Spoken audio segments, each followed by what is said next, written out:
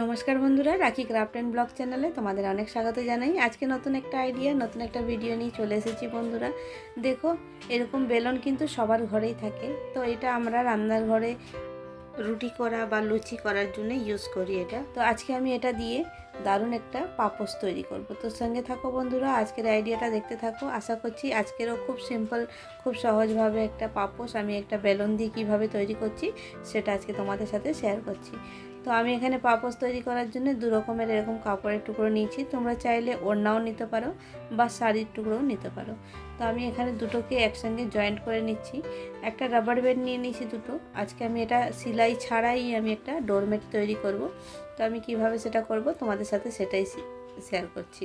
তো আজকে সেলাই একেবারে করব না, সেলাই ছাড়াই বেলনের সাহায্যে আমি একটা ডোরমেট কিভাবে তৈরি করি, পাপোশ।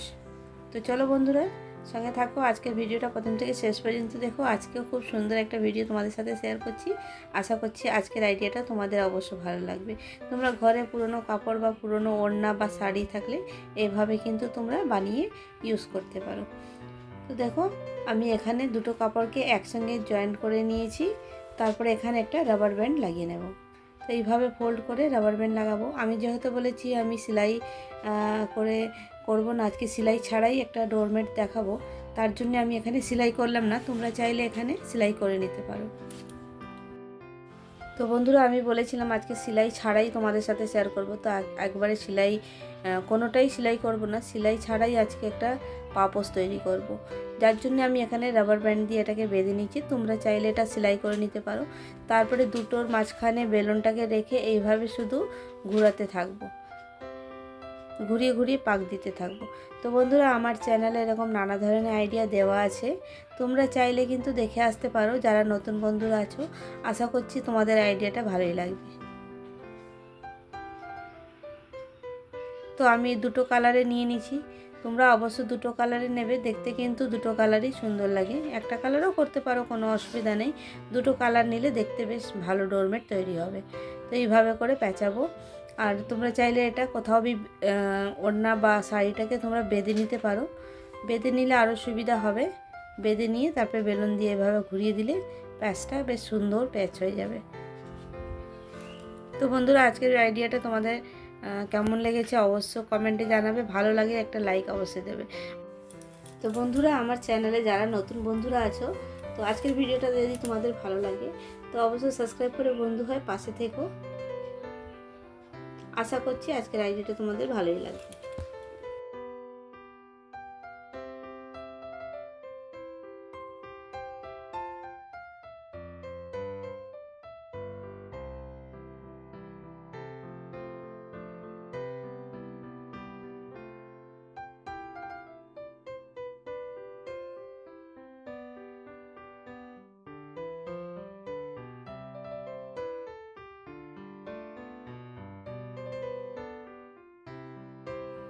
তো বন্ধুরা, এইভাবে করে আমি পুরোটাকে পেঁচিয়ে নেব। আর পেঁচাতে পেঁচাতে আমি বেলনের মধ্যে জড়াতে থাকবো এটাকে, নাহলে তো খুলে যাবে। বেলনের মধ্যে একটু একটু পেঁচিয়ে নিয়ে জড়িয়ে নেব এইভাবে করে।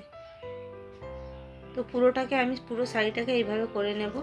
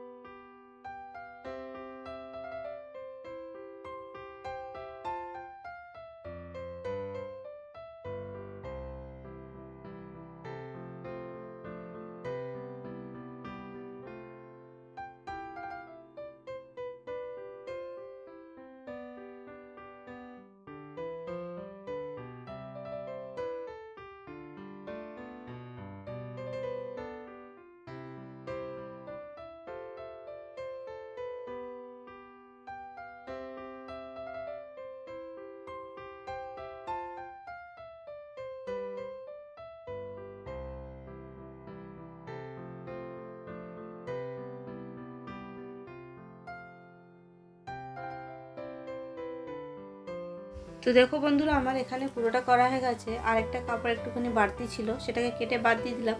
তারপর এর দুটোকে একসঙ্গে নিয়ে একটা রাবার ব্যান্ড এখানেও লাগিয়ে দিলাম। তো বন্ধুরা রাবার ব্যান্ডটা লাগিয়ে দিয়েছি আর নিয়ে নিয়েছি একটা ফিতে।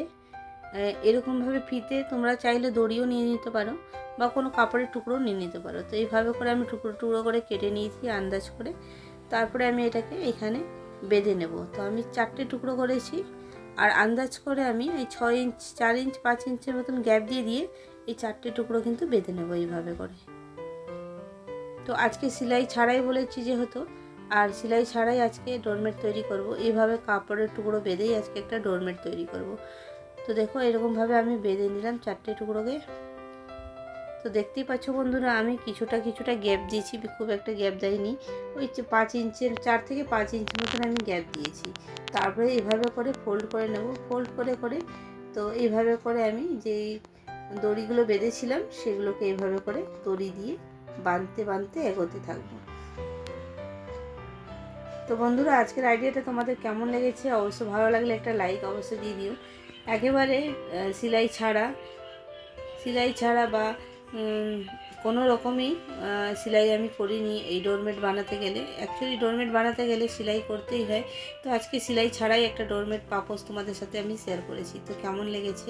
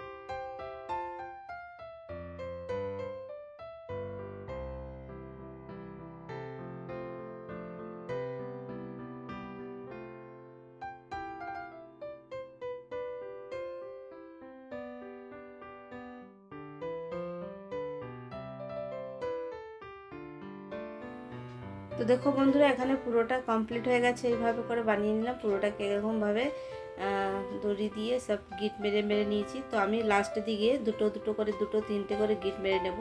প্রথমে আমি একটা করে মেরলাম, তোমরা চাইলে কিন্তু 2টো করে গিট মারতে পারো।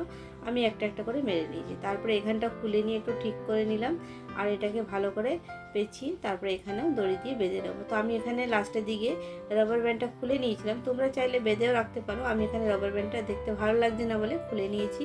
আর এখানে আমি 2 থেকে 3টে গিট মেরে নিয়েছি আর কি। আর দড়িগুলোকে তোমরা চাইলে এরকমও রাখতে পারো বা তোমরা চাইলে এটাকে কেটে বাদ দিতে পারো, আর না হলে এই দড়ির ভেতরে ঢুকিয়ে দিতে পারো এইভাবে করে। তো দেখো আমার একবারে পাপোশ কিন্তু তৈরি হয়ে গেছে, খুব সুন্দর একটা। তোমরা তোমাদের পছন্দ মতন কাজে কিন্তু এটা লাগাতে পারো। তো চলো বন্ধুরা আজকে ভিডিওটা এখানেই এন্ড করছি। আবার নেক্সট ভিডিওতে তোমাদের সাথে দেখা হবে। তো সবাই ভালো থেকো, সুস্থ থেকো। আবার নতুন আইডিয়া নিয়ে আবার নতুন একটা ভিডিও নিয়ে আবার তোমাদের সাথে দেখা হবে।